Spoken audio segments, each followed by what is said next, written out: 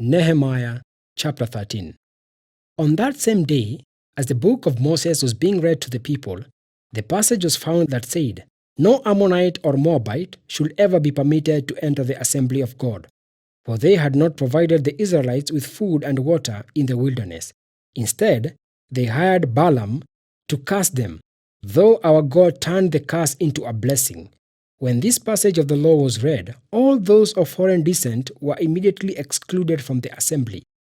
Before this had happened, Eliashib the priest, who had been appointed as supervisor of the storerooms of the temple of our God and who was also a relative of Tobiah, had converted a large storage room and placed it at Tobiah's disposal.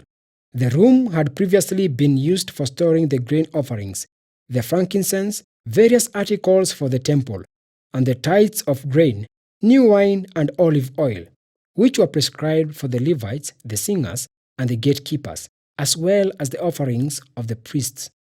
I was not in Jerusalem at that time, for I had returned to King Artaxerxes of Babylon in the 32nd year of his reign, though I later asked his permission to return. When I arrived back in Jerusalem, I learned about Eliashib's evil deed in providing Tobiah with a room in the courtyards of the temple of God. I became very upset and threw all of Tobiah's belongings out of the room. Then I demanded that the rooms be purified, and I brought back the articles for God's temple, the grain offerings, and the frankincense. I also discovered that the Levites had not been given their prescribed portions of food. So they and the singers who were to conduct the worship services had all returned to work their fields. I immediately confronted the leaders and demanded, "Why has the temple of God been neglected?" Then I called all the Levites back again and restored them to their proper duties. And once more, all the people of Judah began bringing their tithes of grain, new wine, and olive oil to the temple storerooms. I assigned supervisors for the storerooms, Shelemiah the priest, Zadok the scribe, and Pedaiah, one of the Levites, and I appointed Hanan, son of Zaccur, and grandson of Mattaniah, as their assistant. These men had an excellent reputation, and it was their job to make honest distributions to their fellow Levites. Remember this good deed, O my God, and do not forget all that I have faithfully done for the temple of my God and its services. In those days, I saw men of Judah treading out their winepresses on the Sabbath. They were also bringing in grain, loading it on donkeys, and bringing their wines, grapes, figs, and all sorts of produce to Jerusalem to sell on the Sabbath. So I rebuked them for selling their produce on that day. Some men from Tyre who lived in Jerusalem were bringing in fish and all kinds of merchandise. They were selling it on the Sabbath to the people of Judah, and in Jerusalem at that.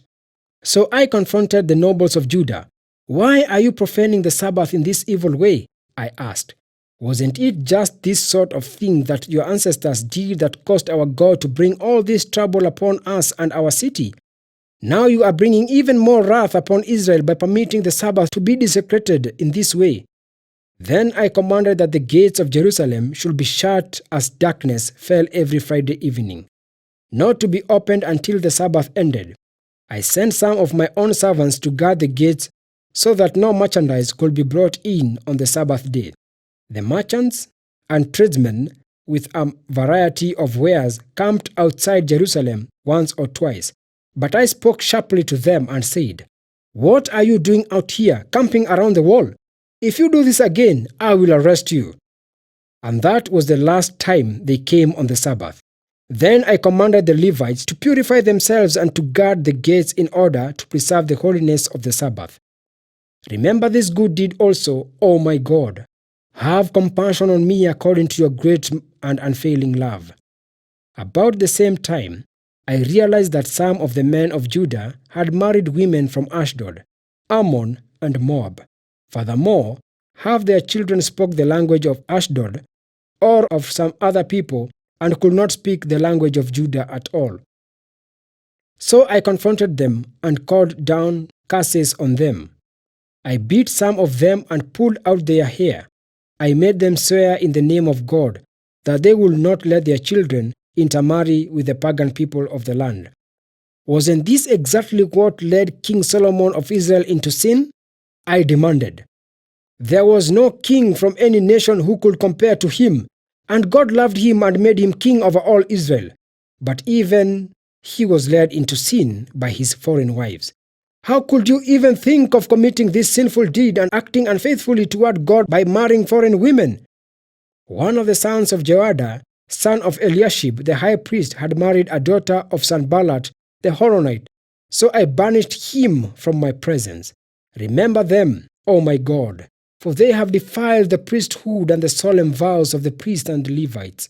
So I purged out everything foreign and assigned tasks to the priests and Levites, making certain that each knew his work. I also made sure that supply of wood for the altar and the first portions of the harvest were brought at the proper times. Remember this in my favor, O my God.